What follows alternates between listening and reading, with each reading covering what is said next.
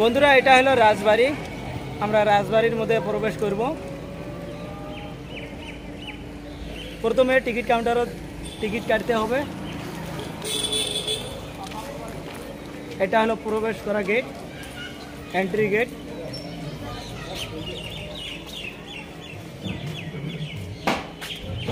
এর বাড়ির বিশেষত্ব হচ্ছে বাকিংহাম প্যালেসের অনুকরণে মহারানী ভিক্টোরিয়ার এই অনুমোদনে এই বাড়ি হয়েছে, যার জন্য ওয়েস্ট বেঙ্গলের 3টে স্ট্রাকচার আছে, একটা হাজারদুয়ারি, একটা রাজবাড়ি আর একটা রাজভবন। এছাড়া পাবেন না। এর চেয়ে বড় বড় ভালো বাড়ি আছে, কিন্তু এই স্ট্রাকচারের বাড়ি, এর ভেতরে শীষমহল থেকে আরম্ভ করে অন্দরমহল, আস্তাবল, খাজনাখানা, বিচার সভা সব শেষ, এইটুকুন দাঁড়িয়ে আছে, বুঝেছেন। এই বাড়ির ইতিহাস আমি পরে বলছি। আগে ওই যে রাস্তার উপর যে দোতলা ঘর দেখছেন, এটা ছিল নহবতখানা। এই নহবতখানা প্রহরে প্রহরে বাসত। যখন রাজাদের আমল ছিল, ব্রিটিশ পিরিয়ড ছিল, নবাবী পিরিয়ড ছিল, তখন নবাবরা আসতো, ব্রিটিশরা আসতো, নহবত বাসত। এটা ছিল ইন গেট। ওটা ওই দিকে আর একটা এরকম গেট ছিল, আউট গেট। ইন গেটের সামনে একটা গম্বুজ আছে, ওই গম্বুজটা হচ্ছে সিপাহীখানা। সিপাহী থাকতো, বন্দুক নিয়ে পাহারা থাকতো। একটা আইসিরও ক্ষমতা হতো না বিনা অনুমতিতে প্রবেশ করা। যাই হোক, বাড়ির ইতিহাস হচ্ছে এটা ঐতিহাসিক। লেখা আছে নসিপুর রাজবাড়ি 1776, বুঝেছেন। দেবী সিং প্রতিষ্ঠাতা। দেবী সিং এসছিলেন সিরাজের আমলে, কিন্তু সিরাজের বিরোধিতা করেছিলেন। দেবী সিং, মির্জাফর, রাজদুল্লভ, রানী ভবানী, ঘসেটি বেগম এর একটা গ্রুপ ছিল, যারা সিরাজের বিরোধিতা করে দেশটা ব্রিটিশদের কাছে বিক্রি করে দিয়েছিল এদের ষড়যন্ত্রে। তো যাই হোক, ব্রিটিশরা 1757 পর ব্রিটিশ রাজত্ব কায়েম হয়।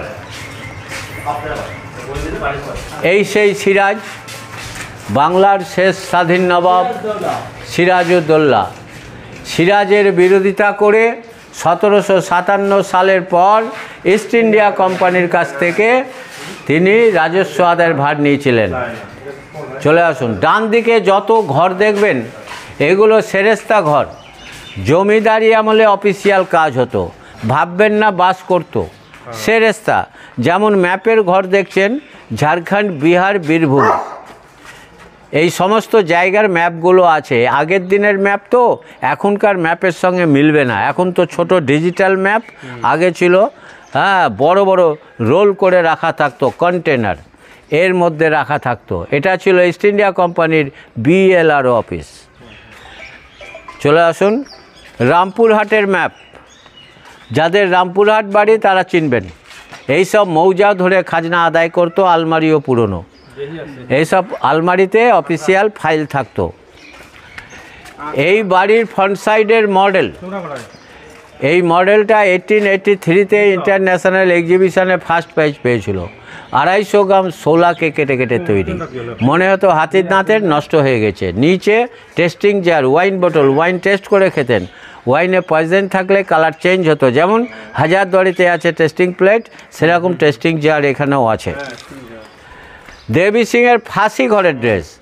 দেবী সিং একটা দেওয়ান ছিলেন, নবাবের অধীনস্থ দেওয়ান বা ব্রিটিশের অধীনস্থ দেওয়ান, কিন্তু একটা দেওয়ানের অধিক ক্ষমতা ছিল। সেই ক্ষমতার বলে উনি ফাঁসির হুকুম দিতেন। এই ড্রেসটা জল্লাদকে পরাতো, যে ফাঁসি দিত। পুরানো নথি, পুরানো আলমারি, ভাববেন না নতুন, পুরাতন নথিগুলো আছে। যারা রিসার্চ করে, ভূগোলের টিচার, ইতিহাসের টিচার, তারা এসে এইসব নথি দেখে। এ ঘরেও তাই, পুরনো আলমারি, পুরনো নথি, 250 বছর আগের। কর্মচারীরা 250 বছর আসছে।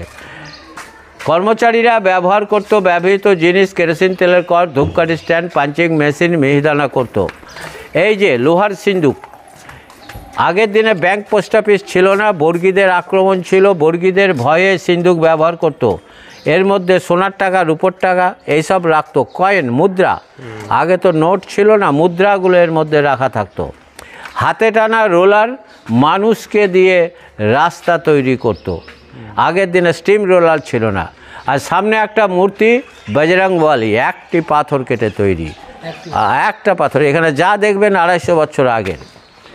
ওর ইতিহাস আছে, ওটা পরে বলবো। আগে বাঁদিকের বাগানটা দেখুন, 300 বছর আগে বাগান ছিল নাচমহল, এখন আছে ফাঁকা মহল। তখন চারিদিক ঘেরা ছিল, ওপরে কভার ছিল, ভেতরে গ্যাস লাইট জ্বলতো, মধ্যে প্ল্যাটফর্ম ছিল। ওই যে পোস্টগুলো 4 কোণে 4টে আছে, কার্বাইডে আলো জ্বলতো, আগে কারেন্ট ছিল না।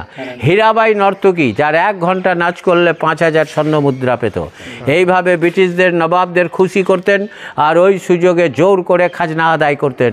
না দিলে লুটপাট করতেন, সুন্দরী নারীদের জোর করে ধরে নিয়ে আসতেন, মায়ের কোল থেকে শিশুকে হত্যা করতেন, কৃষকদের খামার বাড়ি লুট করতেন। যার জন্য তো ব্রিটিশ বিরোধী আন্দোলনকারীরা আন্দোলন করেছে, ব্রিটিশ তারাও আন্দোলন। কারার ওই লৌহ কপাট ভেঙে ফেল করলে লোপাট, কাজী নজরুল ইসলামের কবিতা মনে নাই? এই জন্যেই বড় বড় মনীষীরা, বিনয় বাদল, দীনেশ, ক্ষুদিরাম প্রাণ দিয়েছে এই সমস্ত দালালদের জন্য। এরা ছিল ব্রিটিশের দালাল। শুধু একা নয়, এর সঙ্গে জগৎ শেঠ, মির্জাফর, রায় দুর্লভ, রানী ভবানী, ঘসুটি বেগম, এরা সব বেঈমানের লোক, যার জন্য দেশটা ওদের হাতে চলে গেছে। সিরাজ দেশদ্রোহী ছিলেন না, সিরাজ স্বাধীন নবাব ছিল, খুব বিলাসিতায় জীবনযাপন করেছিল, কিন্তু উনি কখনই দেশদ্রোহী না। দেশটা তাদের হাতে দেওয়ার ইচ্ছা ছিল না, কিন্তু এই বেঈমানদের জন্য এই দেশ ওদের হাতে চলে গেছিল, তাদের কনস্পিরেসিতে, বুঝেছেন? যার জন্য এই আন্দোলন, ব্রিটিশ তারাও আন্দোলন, স্বাধীনতা সংগ্রামীরা প্রাণ দিতে হয়েছে, বহু কষ্টে স্বাধীনতা ফিরে এসছে। আচ্ছা, এই জায়গাটা দেখুন, এসব স্বাধীনতার আগের জিনিস। এটা নাট মন্দির, মহারাজা রঞ্জিত সিং তার পরবর্তী জেনারেশন এখানে দুটো উৎসব করেছে, রথ এবং ঝুলন। প্রতিবার ঝুলনের সময় যাত্রা হয়, বাইরে হয় মেলা, আবার সিনেমার শুটিংও হয়। যেমন 2009 সালে বেহুলা হয়েছিল, এই যে আলপনাটা বেহুলার, এখানে দুর্গা মারা গেছিল, বেহুলার পর প্রফুল্ল হয়েছে, হিন্দি লে গিয়া একদম, প্রেম বাই চান্স, এক যে ছিল রাজা। অরিজিৎ সিংয়ের গানের শুটিং হয়েছে, আপনারা মোবাইল নেট খুলুন, এখনই দেখতে পাবেন গোটা রাজবাড়ির সিন। হোলি উৎসব, অরিজিৎ সিংয়ের হোলি উৎসব, এখানে ধর্মেন্দ্র, মৌসুমী, যোগিতাবলী, পদ্মা খান্না, উত্তম কুমার, তারা বলিউড হলিউড সবাই এসছিল। তখন ঝাড়বাতি ঝুলতো, এখন সে পরিস্থিতি নাই, বলিউড হলিউড আসে না, তবে ছোট সিরিয়াল, ছোট শুটিং রোজ হয়। গতকালও হয়েছে প্রি ওয়েডিংয়ের শুটিং, রোজ হয়। এটা পুরাতন জায়গা বলে হয়। দেয়ালের গায়ে আর্টের কাজ, টেরাকোটা, বাঁকুড়া, বিষ্ণুপুরে পাবেন পোড়ামাটিকে নরুন দিয়ে কেটে কেটে তৈরি টেরাকোটার কাজ। চলে আসুন ফাঁসির ঘর, এখন আছে ফাঁকা ঘর, বাইরে আছে গাড়ি, চলুন তাড়াতাড়ি। জঙ্গলে ঢাকা, দূরে একটা লোহার গেট দেখতে পাচ্ছেন, টিন বসিয়েছে, এটা ছিল কারাগার, জেল। যারা খাজনা দিতে পারতো না, নির্মম অত্যাচার করতো কারাগারে, কারাগার থেকে চাবুক মারতে মারতে ফাঁসিতে ঝুলাতো, এটা ছিল ফাঁসির ঘর। এখন আছে ফাঁকা ঘর। তবে দুঃখের বিষয়, কাজ আরম্ভ হয়েছে, এখন ভেতরে ঢোকার কোনো দরকার নেই। জানলার ভেতর দিয়ে, জানলার ফাঁক দিয়ে আপনাকে দু একটা নিদর্শন দেখাবো। দেখুন, মিডিলে এই যে চেনটা ঝুলছে, মিডিলে একটা হ্যাঙ্গার ছিল, হুইলের সাহায্যে হ্যাঙ্গারে ফাঁসি হতো। নিচে কুয়া ছিল। বহুদিন আগে একটা বাচ্চা অ্যাক্সিডেন্ট করে মারা যায়, কেস হয়, কোর্টের অর্ডারে এটা বন্ধ করে দেয়। এই অত্যাচার করে একটা দুর্ভিক্ষ হয় 76-এ মন্বন্তর, লক্ষ লক্ষ লোক বাংলায় মারা গেছিল। বাংলাদেশ, রংপুর, দিনাজপুর শেষ হয়ে গেছিল। প্রজা বিদ্রোহ হলো, কৃষক বিদ্রোহ। ওয়ারেন হেস্টিংস গভর্নর একে পদচ্যুত করলো, কিন্তু এর এগেস্টে কেউ সাক্ষী উঠিনি, পুনরায় বহাল হলো। তারপর সে অনুশোচনায় শেষ বয়স তখন 9 লক্ষ টাকা খরচ করে পেছন দিকে মন্দির করেছিলেন নিজের পাপটা কাটাবার জন্য। সেটা আপনি দেখবেন। আগে ছবি দেখাবো, চলে আসুন ছবির কাছে। যেসব ছবি দেখবেন এই 250-300 বছর আগের ছবি। এই সেই নর্তকী হীরাবাই, বিশ্বের সুন্দরী, 6 ফুট 2 ইঞ্চি। একে জোর করে লখনৌ থেকে এনেছিল ব্রিটিশ এবং নবাবকে খুশি করার জন্য, যার 1 ঘন্টা নাচ করলে 5000 স্বর্ণ মুদ্রা পেত। আপনারা তন্নিবাইয়ের নাম শুনেছেন, যাকে মির্জাফর বিয়ে করেছিল। তার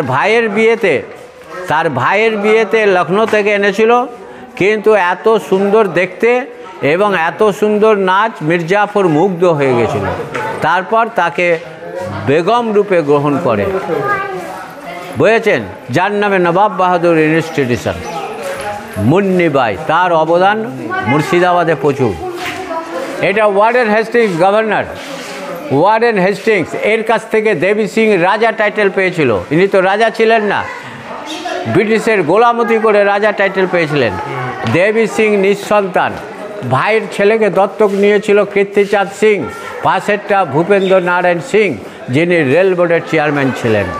এবার পাথরের জালগুলো দেখুন, এই মৌচাকের মতো কাজ, নাম হচ্ছে জাফরির কাজ। আগ্রার তাজমহলে পাবেন, ফতেপুর সিকরি, জয়পুর মহারাজার বাড়িতে পাবেন। অনেক জাফরি ভেঙে গেছে, যেটা ভেঙে যাবে আর হবে না। এটাও একটি পাথর কেটে ধনুকের আকার তৈরি, এই পিলার থেকে পিলার অবধি। আপনি জানেন, মনে হচ্ছে শাহজাহানের ময়ূর সিংহাসনের আকৃতি। আপনি জানেন, আজকের মতো আগের দিনে পাথর কাটা ইনস্ট্রুমেন্ট ছিল না, পাথর নিয়ে আসা যানবাহন ছিল না। জয়পুর রাজস্থান থেকে হাতির পিঠে এনেছিল, 1 পয়সা মজুরি। শিল্পীদের জোর করে খাটিয়ে যে কাজ করেছে, কম্পিউটার যুগে আজকাল মেশিনও পারবে না। হোয়াইট মার্বেল স্টোন, আর ভেতরে রামচন্দ্রের মন্দির, অষ্টধাতুর মূর্তি। এই যে বর্তমানে মালিক, তার মা বাবা দুজনেই মারা গেছেন, ওনার ছেলে এই সম্পত্তির মালিক, তার আন্ডারে আমরা কাজ করি। এটা প্রাইভেট, সরকারি না, হয়েছেন। এটা জর্জ ফিফথ, লন্ডনের রাজা, হ্যাঁ লন্ডনের রাজা, 5ম জর্জ। বেলজিয়ামের আয়না, এই বড় বড় আয়না ব্যবহার করতেন। বহুত আয়না ছিল, ভেঙে চুরে শেষ হয়ে গিয়েছে, 2-1টা আছে। এটাও ভেঙেছে, কিন্তু গ্লেসটা আছে, পুরাতন আয়না, গ্লেসটা আছে। চলে আসুন, এবার মন্দির চত্বর ঘুরবেন। দেবী সিং অত্যাচারের পর এই মন্দির করেছিলেন। আফটার অল, ইতিহাসের পাতায় তিনি অত্যাচারী। আর এই যে হাতের ছাপগুলো, জ্যান্ত প্রমাণ। এই গত বছর এখানে অরিজিৎ সিং মহিলা ড্যান্সারদের নিয়ে এখানে হোলি উৎসব করেছিল, যাওয়ার সময় হাতের ছাপগুলো দিয়ে গেছে। এই যে অষ্টধাতু কোষ্ঠী পাথরের রাধা মাধবের মন্দির, ভাববেন না মাটির বা ব্যবসা, এটা পুরাতন জিনিস। এটা ডাকাত কালী মন্দির। হ্যাঁ, এই কালী সাধনা করে তিনি ডাকাতি করতেন, যার জন্য ডাকাত কালী নামে বিখ্যাত। কোষ্ঠী পাথরের এই কাজগুলো খিলানের কাজ। এই খিলানের উপর বিল্ডিং দাঁড়িয়ে আছে, বুঝেছেন। চুনবালি, চুন সুরকি, আগের দিনে সিমেন্ট ছিল না। মাথার উপর যত কাঠ আছে বার্মা সেগুন, হাতির পিঠে বার্মা থেকে নিয়ে এসেছিল। বার্মাটিক এখন পাওয়া যায় না বলে আমরা লোহার জয়েস লাগিয়েছি। আমরা যে হেরিটেজ কমিটির লোক, মালিক পক্ষ উদাসীন, মালিক পক্ষ পারে না, যার জন্য আমরা টিকিট কালেকশন করে এই সমস্ত মেনটেন করি। হ্যাঁ, এই লাইটের বিল থেকে আরম্ভ করে কর্মচারীদের মাইনা প্লাস বিল্ডিং, এই আমরা রিপেয়ার করি। এখনও কাজ চলছে, দেখে এলেন, বাস টাস বাঁধা আছে। তো এই বিল্ডিংয়ের বয়স হচ্ছে 250 বছর। 1776 সালে প্রতিষ্ঠা করেছিলেন দেবী সিং। তখন 400 বিঘা প্লটের উপর বিল্ডিং ছিল, এদের মহল ছিল বহু রকমের। এ তো আপনার মন্দির চত্বর দেখছেন, এদের অন্দরমহল ছিল এর চেয়েও বড়, যেখানে রানীরা থাকতো। তারপর আস্তাবল ছিল, যেখানে হাতি ঘোড়া থাকতো। শীষ মহল ছিল, রসইগড়, এখানে রান্না হতো, ভোগ রান্না হতো, 100 থেকে 150টা লোক খেত। সেই সব মহল আর নাই, এইটুকু দাঁড়িয়ে আছে, এইটুকুই আমরা মেনটেন করি। আমরা এখানকার বহু পুরাতন কেয়ারটেকার কাম গাইড, আমরা গাইডের কাজ করি, লোককে পরিষেবা দিই এবং কেয়ারটেকার হিসাবে যত্ন করি এই বাড়িটুকু। মূর্তিটা কি পুরানো? এটাও সব পুরাতন মূর্তি, এইগুলো হনুমানজির মূর্তি, এক পাথর কেটে তৈরি। আয়নাটা দেখা লাগবে না? আয়নাটা নিজেরা দেখবেন ওপরে, ওখানে ছবি তুলে নিছে, দেখা যায় না, নিজের মুখ দেখা যায় না। এটা বিশাল বলেন তো আয়না। এরকম আয়না অনেক ছিল আগের জন্যে, শত্রুপক্ষের হাত থেকে বাঁচার জন্য সভার ভিতরে ওই সব ধরনের আয়না বা গ্লোব রেখে দিত।